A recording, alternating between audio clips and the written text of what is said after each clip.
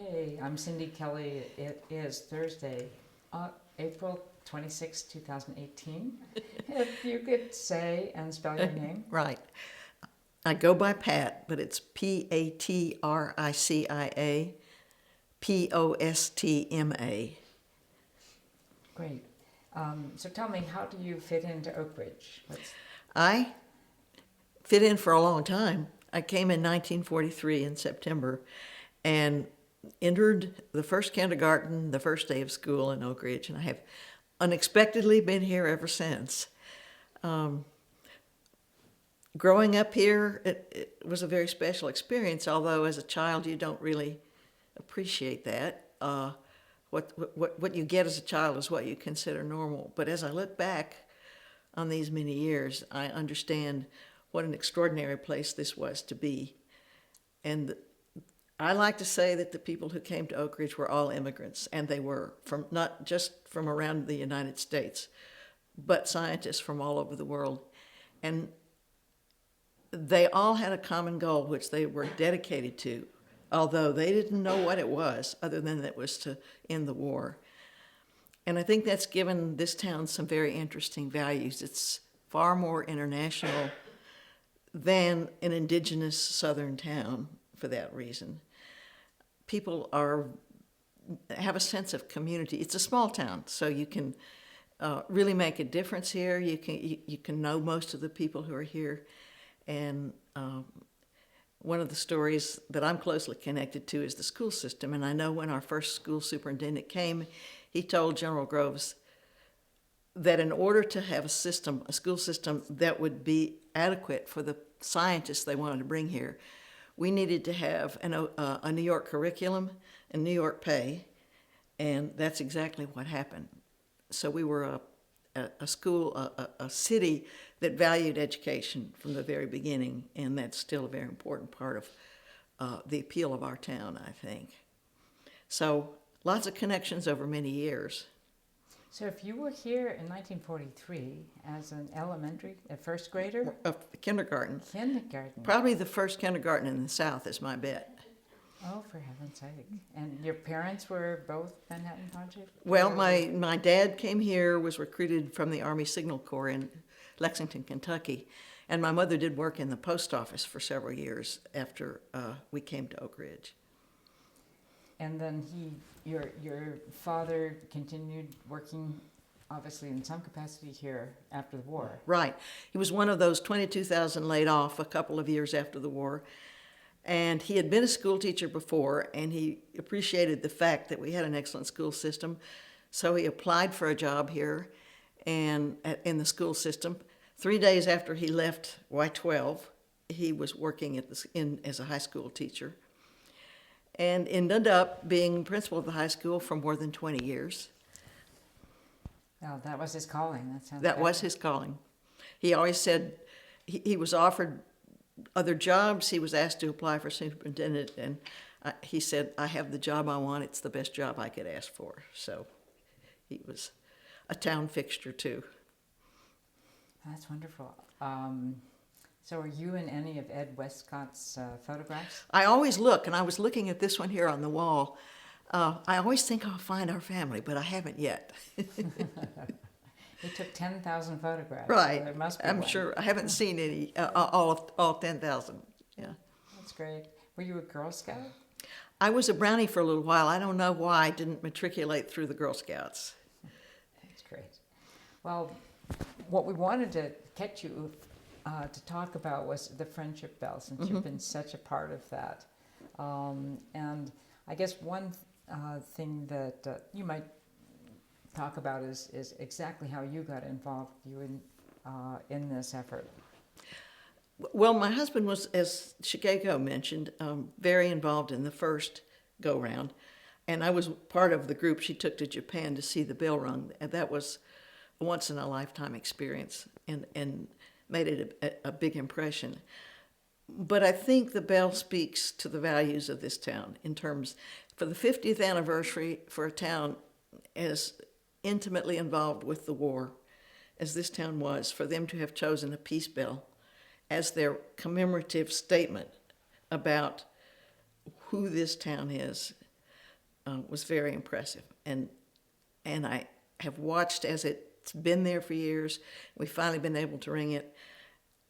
It was just too important not to rebuild it. And I always describe that, the rotting wood as a silver lining, a cloud with a silver lining in a way, because a year, or maybe it was the same year that we decided we had to build it back again and find a way to do that. Then the Manhattan Project National Park was designated. No money, but Oak Ridge was one of 3 places to be part of that park.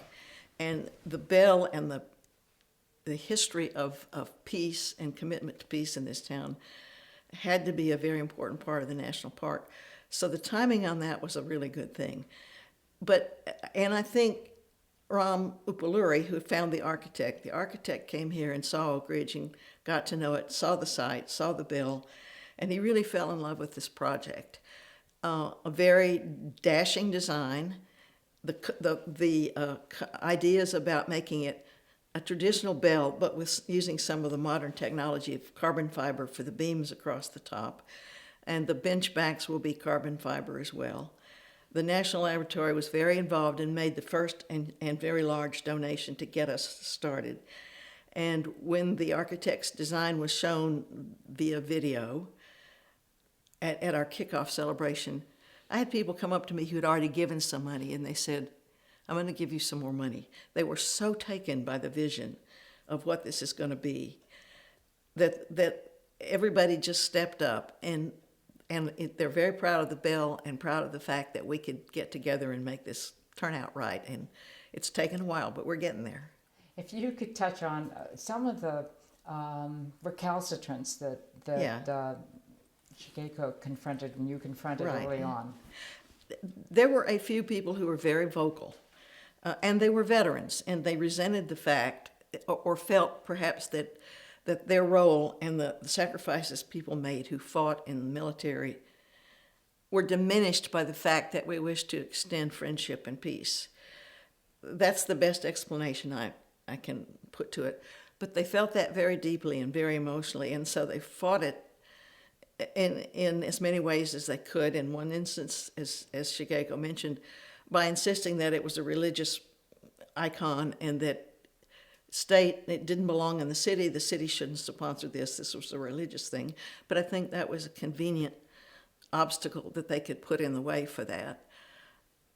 And there were and still are people who feel like money shouldn't be spent. We have many things as a city that we need to finance, and we need to spend this money some other way. Many people understood when the city council bowed to the pressure and said, "We will only let people ring this between 6 and 6:15, and you have to sign up for it in advance." Many people understood that was really foolish, but it stayed in place for a good while until Elise Campbell was persuaded to come before city council. And once that lock was taken off the bell and it was made possible to ring it at any time, it became then a friendly place, a place where people could go if they were walking by just to hear the sound. After my husband died, he had been so involved in getting that pavilion built that it was where I went because I could feel his presence there. I think many people have very warm feelings for this bell, and it's important to Oak Ridge. And part of it was probably because we had to work so hard to get it to be an open part of the city. And I know there are still people, veterans, who may still harbor difficult feelings about having a symbol that celebrates peace. But by and large, I don't think that's a strong sentiment anymore. We haven't heard anything like that expressed, other than a few things posted on Facebook now and then. Well, that's nice. There isn't any feeling that,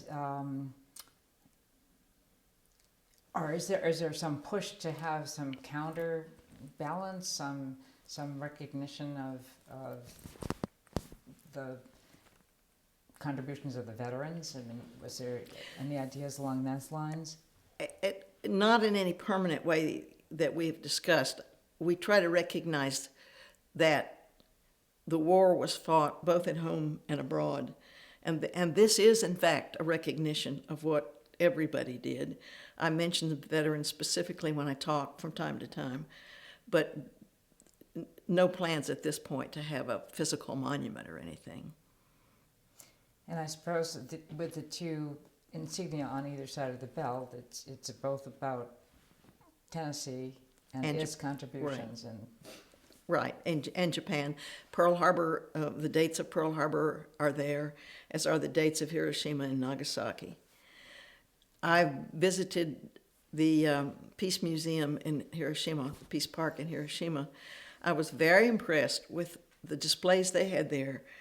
And the new one that they had added that took up a room called "Why Was There an Atomic Bomb?" Something along those lines. All of the panels were in English. And I thought they told the story in a very surprisingly dispassionate way.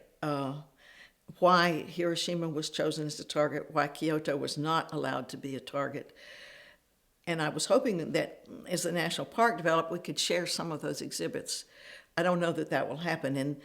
And the national park is already at work putting and doing tours around town. And they don't have a presence as they used to with big visitor centers, but now it's more of a hub and spoke. They will take tours out on buses or bicycles or whatever, and they'll visit lots of different places in town. But the bell and the Peace Bell is going to be a big part of that, and they are, as Shigeko mentioned, putting up one of an interpretive sign, and we'll work on what the language of that should be. But of the 3 sites in the Manhattan Project National Park, this is the only one that has any kind of a peace gesture as part of their history, and I think that's important. I think it is. It's very admirable. There was an effort in Los Alamos. Was there? About the time that you began the Peace Bell. I mean, it must have been 20 or 30 years ago. And it was at that time, they ran into the same sort of fractions within the community, those who felt Right. defensive about their role or weren't ready yet to embrace the vision of Right. peace. But I think, with each generation. Yes. And it's important to keep that history alive. That is to say, there are young people now who don't have any sense of what World War II was. There are people alive who don't even know what radiation is and what damage it can do. And I think I think the bell is a way to convey to coming generations what World War II was about and how difficult it was, and yet that you can make a peaceful resolution after that. That's a really important message to send. So is there anything else you'd like to add that Shigeko didn't cover, or that... I thought she did a pretty good job, and I learned a lot that I didn't know about Shigeko and her husband and how his interest in that bell developed. So it wouldn't be here without her, that's for certain. And she too was awarded recognition by the Foreign Ministry a couple of years ago as being a person who had worked very hard to build relationships between Japan and the United States. So we're awfully proud of her and grateful that she came to Oak Ridge. Yes, indeed. Yeah, that's wonderful. Well, I think they ought to be all very grateful for your contributions as well. It's a labor of love. That's great. Well, thank you very much. Thank you.